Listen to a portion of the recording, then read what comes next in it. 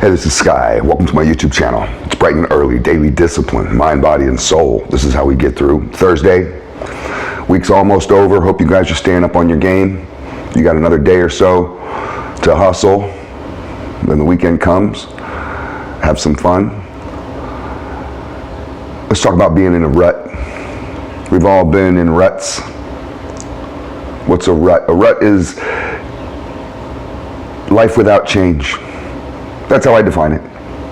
I'm in a rut. What does that even mean? What do you mean? What are you talking about? Well, it feels like my life hasn't really changed. I'm just doing the same thing over and over repetitively, and I don't really feel like I'm going anywhere. Right? Isn't that what you say when you're in a rut? Life has become boring and mundane, and it just all feels useless, and you get kind of depressed off of it. Another day going through the same bullshit. What's it all for? You sit there in traffic. Feel like Michael Douglas from that movie Falling Down. I watched that the other night. That's such a funny movie.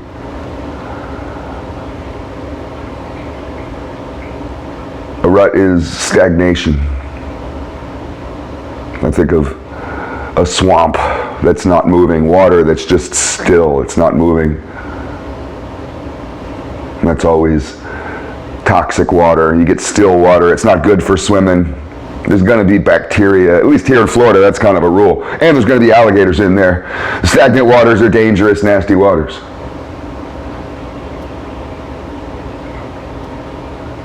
We've all gone through this, but some people live this.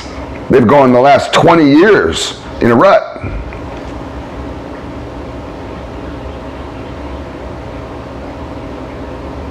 I have friends, not close friends, but friends in my world that are living like this. And they complain about it, but they don't know any way out of it. And people make these statements of saying, well, this is all I know. So I think that there's kind of a problem with being in a rut that keeps people there in its fear. Because maybe you are afraid to enter the unknown. Some people are so comfortable with what they know. This is all I know. So you do it over and over because it's all you know. And you never do anything else because it's all you know. And you're afraid to do anything that you don't know. You're afraid to go out into the darkness with no flashlight. Go wander around searching for yourself. That just sounds crazy to you. So you're just going to sit there in your rut and do the same thing, hoping that maybe somebody comes and fishes you out of your life with a little hook in a line and just snatches you out of your little mundane, miserable existence. It doesn't happen that way. You have to make the changes. You have to venture out. Jordan Peterson talks about it. You have to venture out into the unknown. Goggins talks about this. You have to do this daily. Sit around and make lists of the shit you don't want to do, the scariest stuff that you can think of, and then go do that today. It's weird because I've seen a certain condition of being in a rut. Now, we think maybe in your job or in your house, and you just pinpoint just one little aspect, and maybe I can change that one aspect. And that's a great way to get yourself out of a rut, is to pinpoint one little thing that you may not like and to fix that. Just like when you're going to clean your house. You don't clean the whole house at once. You start with one little thing, and then you go to the next little thing. And those little micro adjustments make a huge bit of difference in the long run. But then there's the type of guy, type of person who's in a lifetime rut. And you can tell these people real easily because you'll say, for example, you'll see a guy my age in his 50s, still dressing with his hat to the side and big giant chains and sneakers, and he's riding around in his car bumping music with his homeboys, and he's acting like he's 25 and he's 55 or 65. I know guys that are 65. 65, that's retirement age.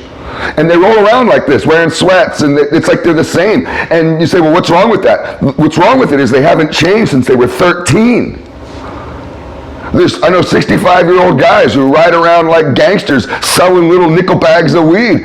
What the fuck is wrong with you? And you ask these guys, what the fuck is wrong with you? And they'll tell you, because I've had these conversations, and they say, this is all I know. Here we are. An afraid, fatherless victim. A child who never grew up because they didn't have a father. This is a huge point.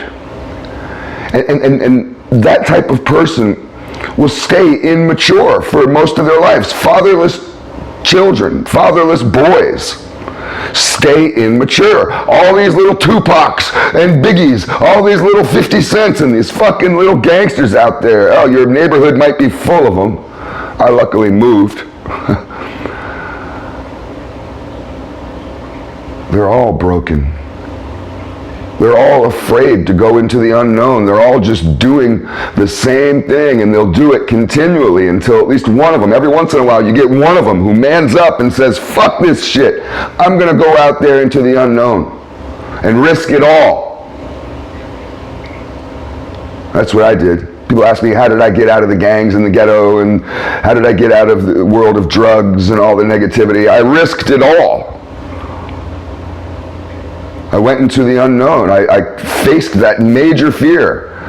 And for years I felt awkward. I felt like a loser. I felt like a fish out of water. I didn't know what I was doing. And I was a boss in the streets and a loser in regular society for a couple years. It was a hard transition, and I felt many days as I was buttoning up shirts and going to jobs that weren't paying very much and thinking, man, this is fucking ridiculous. But I had to keep that fucking goal on the horizon present in my head, and the fear of living a life in fear. I didn't want to live in fear anymore. I was afraid of living in fear, so I risked it. I faced fear in order to conquer it. The bottom line with this is that you have to allow yourself to change.